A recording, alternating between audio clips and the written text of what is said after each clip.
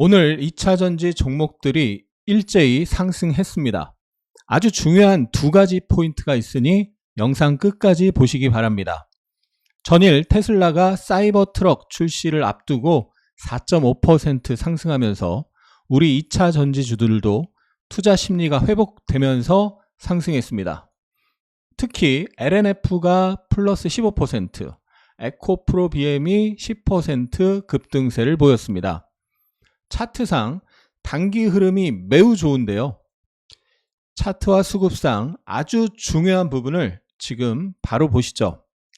에코프로 BM이 11월 1일에 바닥을 찍고 11월 2일을 15% 상승하면서 단기 반등이 시작됐죠.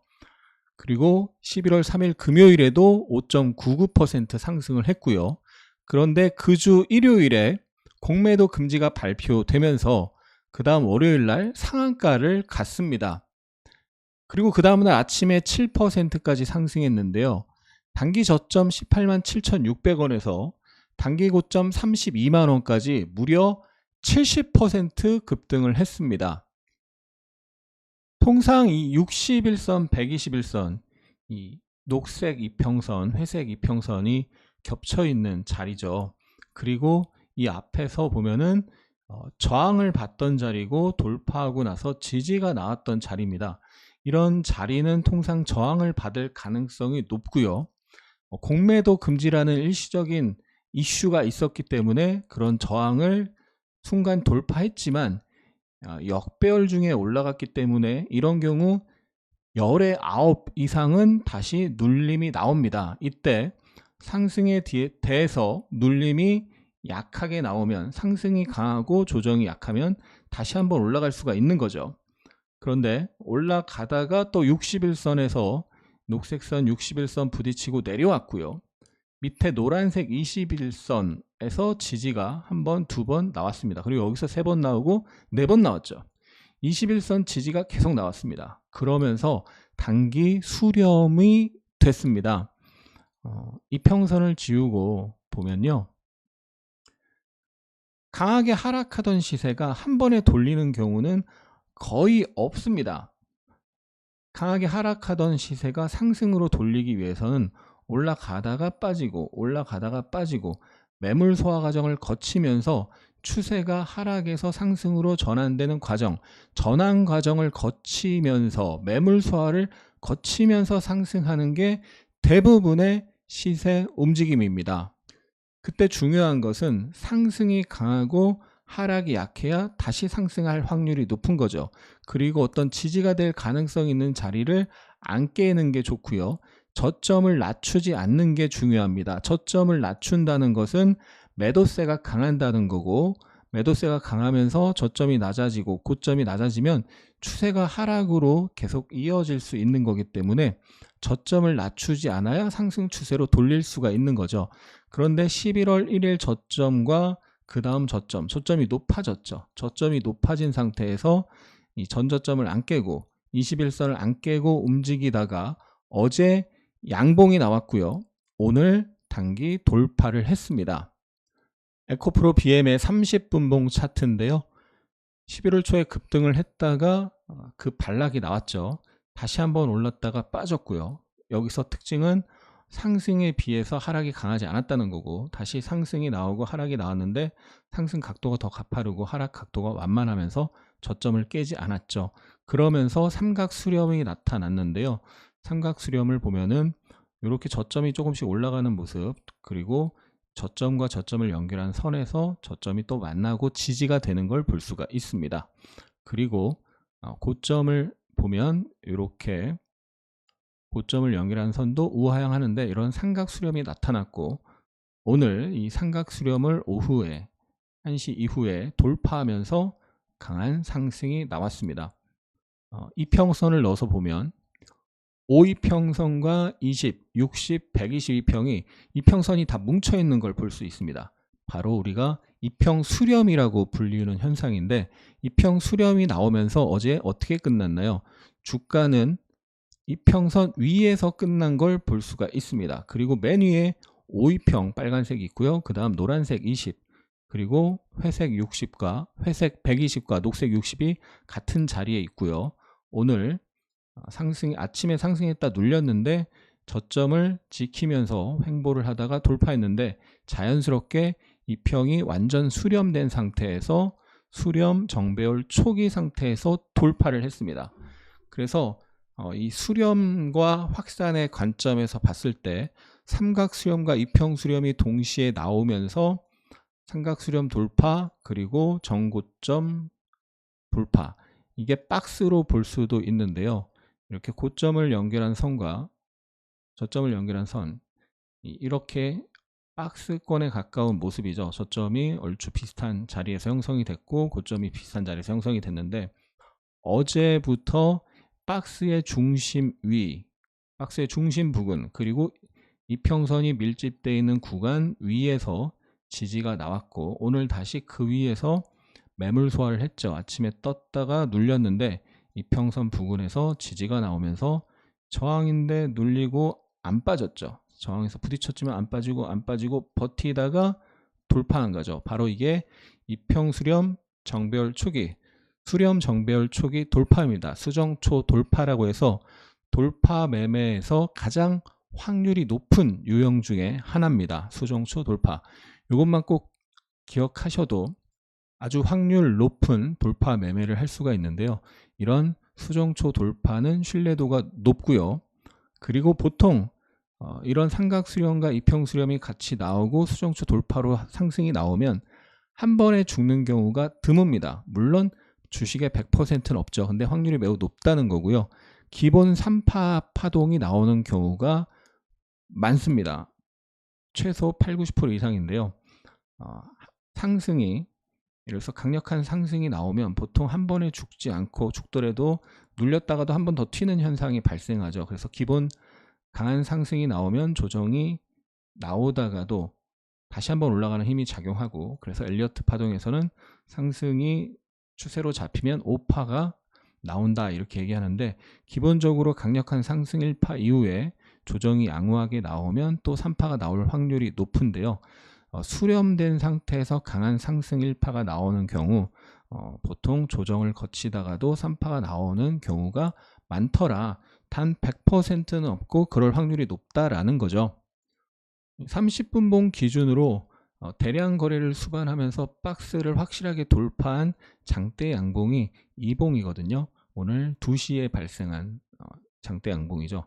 그 장대 양봉 하단을 깨지 않는다면 이 상승 이후에 조정이 나올 수 있죠. 단기 상승이 10% 나왔으니까요.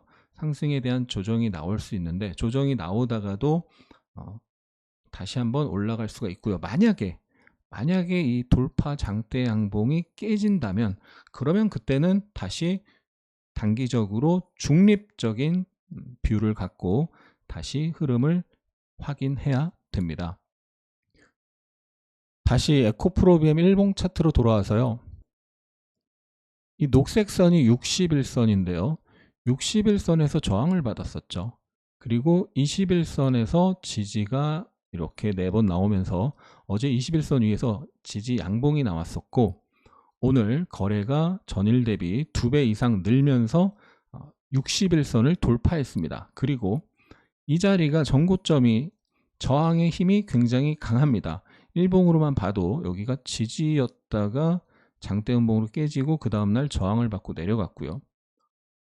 장대 양봉의 시가이고, 그 다음 하락을, 단기 하락이 세게 나올 때 이 전저점을 깬 음봉의 시가죠. 그 자리에서 11월 15일 날 부딪히고 빠진 거고요. 오늘 그 자리가 저항의 힘이 작용하는 자리인데, 그 저항의 힘이 작용하는 자리에서 그 근처에 가면서 눌렸지만 들어올리면서 매물을 받아내면서 끝까지 강세를 유지했다라는 의미 있는 매수세가 들어왔다라는 거고요. 21선이 그 전에는 보시면 어때요? 21선이 우하향하면서 21선이 저항으로 작용을 했었습니다. 이제는 21선이 우상향으로 전환이 됐고 계속 지지가 나오면서 단기적인 저항을 돌파하는, 61선 돌파, 전고점 돌파하는 양봉이 나와서 단기적인 힘이, 우상향 힘이 살아있는 상태다. 횡보하다가 수렴을 거치다가 천냥봉이 나왔기 때문에 잘하면 이 강한 상승의 힘이 사실 이때 공매도 금지 때문에 약간 왜곡이 있습니다. 그래서 이 단기 상승 힘이 어쨌든 이렇게 나올 수 있다. 그래서 정말 긍정적으로 가면 파동이 어떻게 되는 거예요? 상승 1파가 나오고 조정을 거치고 다시 상승을 시작하면 상승 1파, 조정 2파, 상승 3파인데요. 정말 강하게 움직이면 단기적인 관점에서 정말 강하게 움직이면 상승 1파만큼 3파가 나온 다음 최저점에서 잡으면 여기가 되고 수렴을 거치다가 상승을 시작한 그런 자리로 잡으면 요 저점, 월요일 저점을 뭐 잡을 수가 있겠죠. 그러면 요 정도 아주 긍정적으로 봤을 때 이런 상승 파동이 나올 수 있는 거고요. 다만 지난 11월 6일 상한가는 공매도 금지라는 좀 단기적인 이슈로 좀 오버한 감이 있었기 때문에 그거를 좀 감안해서 보면 요 정도 상승했다가 눌렸다가 뭐 그 정도 상승할 수 있다. 그러면 이 35만 원이 이 상승 1파의 공매도 금지 효과를 제외한 이 상승 1파를 3파만큼 상승 1파만큼 3파가 나오는데 공매도 금지 이슈로 좀 오버슈팅 나온 부분을 제외하고 본다면 긍정적으로 봤을 때 35만 원의 어떤 저항 자리를 향해서 갈 수가 있는데요. 무조건 간다가 아니라 긍정적으로 상승 1파의 힘이 3파로 이어진다면 그럴 수도 있다 이렇게 되는 거고요. 단 30만 원의 저항이 굉장히 강합니다. 30만 원이라는 라운드 피겨 자리이면서 이 상한가 종가 자리가 29만 9천 원인데 그 다음날 플러스 출발해서 바로 음봉이 나오면서 강하게 하락이 나왔잖아요. 그럼 그 부근은 굉장히 저항의 힘이 강합니다. 30만 원 전후에 단기 저항의 힘이 매우 강한 거죠. 오늘 이 에코프로 BM이나 포스코 퓨처엠이나 다수의 2차 전지 종목들의 의미 있는 수급이 발생했습니다. 외국인이 11월 5일 일요일 공매도 금지가 갑자기 발표되면서 11월 6일 날 하루 700억 매수를 했는데요. 에코프로 BM입니다. 그런데 다음날 바로 500억을 패대기를 쳤고 그 이후에 보시면은 270억 매도, 430억 매도, 297억 매도, 240억 매도, 매도가 더 많죠. 매도가 훨씬 많습니다. 공매도 금지했지만 11월 6일 첫날에만 대량 매수를 하고 전반적으로 매도 기조였는데 오랜만에 200억 매수를 했고 외국인 혼자 매수한 게 아니라 기관도 같이 매수를 했습니다. 거기에 연기금과 사모펀드도 같이 매수를 하면서 의미 있는 수급의 변화가 발생한 거고 만약에 외국인 매수가 하루로 그치지 않고 연속적으로 이어진다면 그러면 단기 상승이 생각보다 더 세게 나올 수도 있는 거죠. 그래서 이 외국인 매수가 연속적으로 들어오는지 같이 확인을 해볼 필요가 있고 외국인 매수가 연속적으로 들어오면서 공매도한 측에서 이제 쇼커버링을 진행하게 되면 단기 상승이 세게 나올 수 있는 거죠. 생각해 보시면 주가는요. 평균 획이라는 속성이 있습니다. 최악의 경우 에코프로 BM이 잘못되더라도 이 고점에서 거의 70% 빠졌는데요. 그리고 또 단기적으로 저점에서 70% 올랐죠. 절묘하게. 그런데 최악의 경우 장기 하락으로 가더라도 이게 계속 하락하는 게 아니죠. 하락했다가 반등을 거치면서 하락을 하게 되어 있습니다. 평균으로 회귀하는 현상이 발생하는 거죠.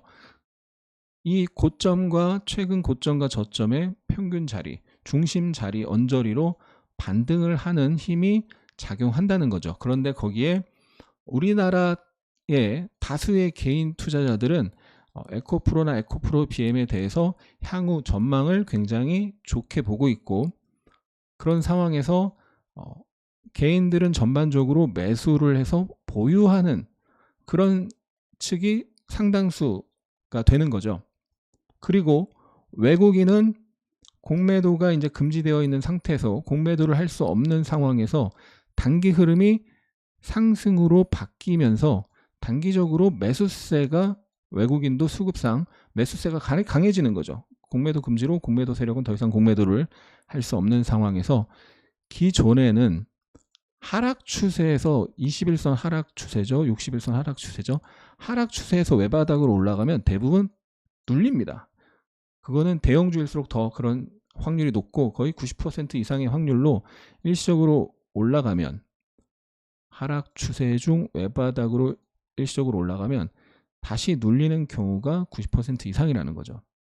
그런데 21선을 지키면서 하락 반등 하락이 나왔는데 저점을 지키면서 이제 외바닥이 아닌 게 된 거죠. 그러면서 수렴을 거치고 상승을 시작했기 때문에 이제 단기 추세가 하락에서 상승으로 바뀐 상황입니다.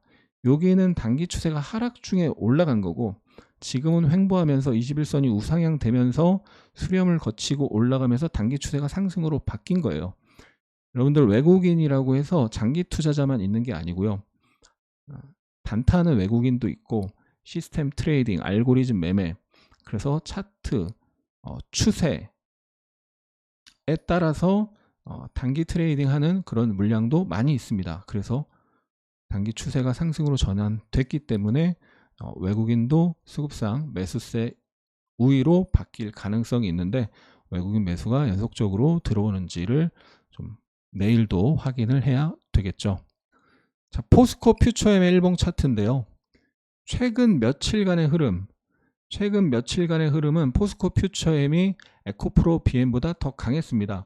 예를 들면 에코프로 BM은 어제 21선을 장중에 21선을 살짝 하회하는 모습이 나왔었는데 포스코 퓨처엠은 21선을 터치하지 않았습니다.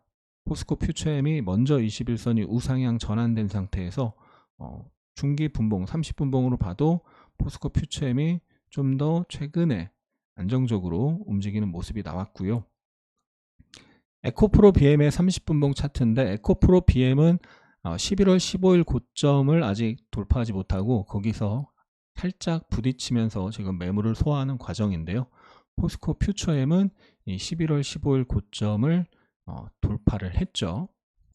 그래서 상승할 때 상승 탄력은 에코프로 BM이 더 강합니다. 다만 단기적으로 최근 며칠 움직임은 포스코 퓨처엠이 조금 더 안정적인 면이 있었다라는 거고요.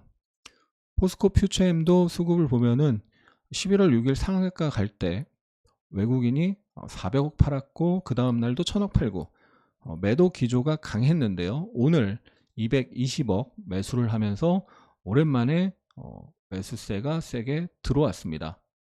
외국인 수급이 들어오면서 강력한 저항 자리를 돌파하면서 끝났습니다. 수렴을 만든 상태에서 수렴 정배열 초기 상태에서 저항을 돌파했고 이 돌파의 힘으로 상승 조정 상승 이런 과정이 나타날 가능성이 있는 거죠. 참고로 제가 인스타에 매매 일지를 매일 올리는데요.